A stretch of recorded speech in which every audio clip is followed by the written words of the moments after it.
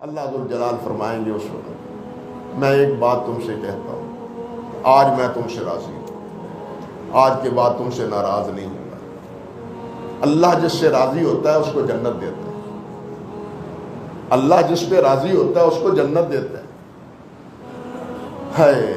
ہم اکثر کہتے ہیں، بعض ساتھی کہہ دیتے ہیں ہم اللہ پر راضی، اللہ ہم پہ راضی ہو جائے، اللہ ہم پر راضی ہو جائے، ہم جو کہتے ہیں۔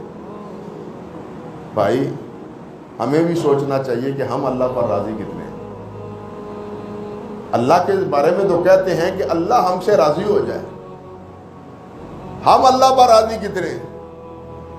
صحابہ کرام تو اللہ پر راضی تھے، انہیں کچھ نہیں ملا تب بھی راضی، زخمی ہوئے تب بھی راضی، شہید ہوئے تب بھی راضی، کھانے کو ملا تب بھی راضی، نہیں ملا تب بھی راضی۔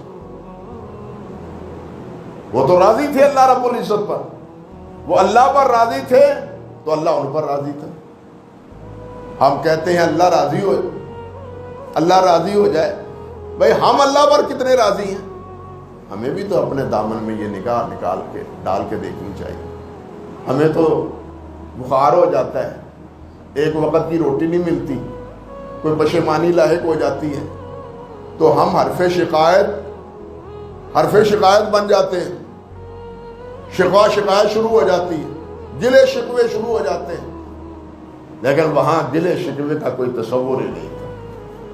اللہ سے کیا شکوہ، اللہ کا کیا گلہ، اللہ مالک ہے نا، مالک جو چاہے کرے۔